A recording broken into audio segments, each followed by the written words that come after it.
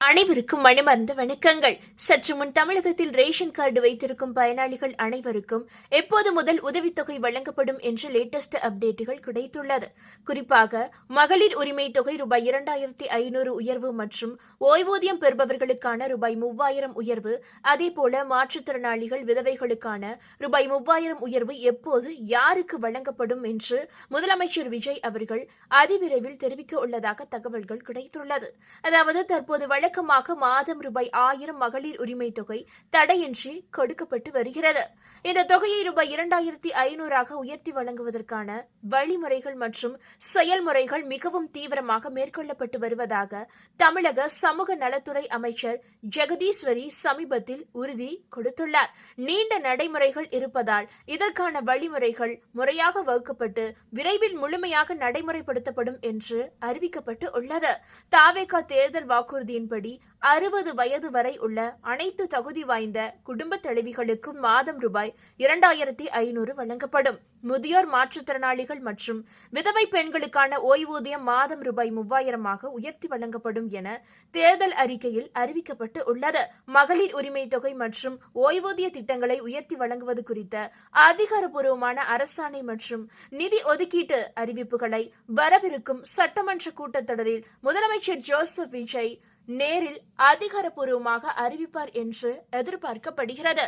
அதேபோல இந்த உரிமை தொகைகளையும் உதவித்தொகைகளையும் வழங்குவதற்கான பணிகளை விஜய் அவர்கள் ஆரம்பித்து விட்டதாக தகவல்களும் கிடைத்துள்ளது. அதாவது தமிழகத்தில் புதிய குடும்ப அட்டை சேவைகள் மீண்டும் தொடங்கப்பட்டு உள்ளதாக வெளியாகி உள்ள தகவல் பொதுமக்கள் மத்தியில் மிகப்பெரிய வரவேற்பை ஏற்படுத்தி உள்ளது. கடந்த பல மாதங்களாக நிறுத்தி வைக்கப்பட்டிருந்த குடும்ப அட்டை தொடர்பான சேவைகள் மே 15 முதல் மீண்டும் முழுமையாக செயல்பாட்டுக்கு வந்துள்ளன. இதனால் புதிய குடும்ப அட்டை பெற காத்திருந்த ஆயிரக்கணக்கான மக்களுக்கு நிம்மதி கிடைத்து உள்ளது. ஏற்கனவே திமுக அரசு அறிவித்த 1000 ரூபாய் தற்போது மகளிருக்கு வரவு வைக்கப்பட்டு வரும் நிலையில் புதிய விண்ணப்பங்கள் முறையாக பரிசீலிக்கப்பட்டு ரேஷன் கார்டுகள் வழங்கப்பட்டவுடன் 2500 ரூபாய் என்ற விஜய் அவர்களுடைய தேர்தல் வாக்குறுதியும் நிறைவேற்றப்பட வாய்ப்பு இருப்பதாக சொல்லப்படுகிறது. தமிழகத்தில் பொது விநியோக திட்டத்தின் கீழ் செயல்படும் ரேஷன் கடைகள் கூட்டுறவுத்துறை மற்றும் உணவு வழங்கல் துறையின் கட்டுப்பாட்டில் இயங்கி வருகின்றன. இந்த திட்டத்தின் மூலம் அரிசி, பருப்பு, பாமாயில் உள்ளிட்ட அத்தியாவசிய பொருட்கள் குறைந்த விலையில் வழங்கப்பட்டு வருகின்றன. சென்னை உள்ளிட்ட 38 மாவட்டங்களில் மொத்தமாக 34,792 ரேஷன் கடைகள் செயல்பட்டு வருகின்றன. இதில் பெரும்பாலான கடைகள் கூட்டுறவுத்துறை மூலம் நேரடியாக நடத்தப்படுகின்றன. தமிழகம் முழுவதும் தற்போது 2,23,00,000 குடும்ப அட்டைதாரர்கள் உள்ளனர். இதன் மூலம் சுமார் 7 கோடி மக்கள் அரசுடைய பொது விநியோக திட்டத்தின் பலனை பெற்று வருகின்றனர்.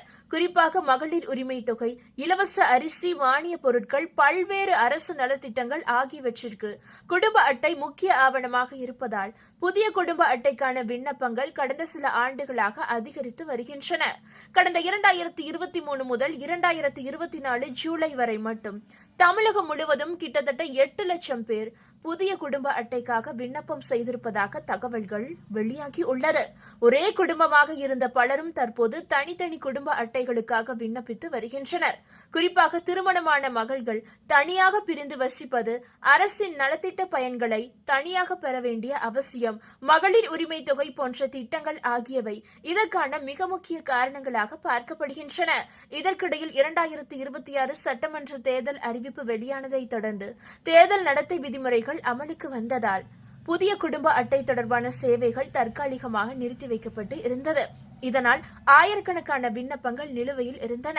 ஜனவரி முதல் ஏப்ரல் வரை மட்டுமே ஏராளமான மக்கள் புதிய ரேஷன் கார்டுக்கு விண்ணப்பம் செய்திருந்தனர். இப்போது தேர்தல் முடிந்து புதிய அரசு பொறுப்பேற்றுள்ள நிலையில் நிலுவையில் உள்ள விண்ணப்பங்களை மீண்டும் ஆய்வு செய்ய அதிகாரிகள் பணிகளை தொடங்கியுள்ளதாக கூறப்படுகிறது.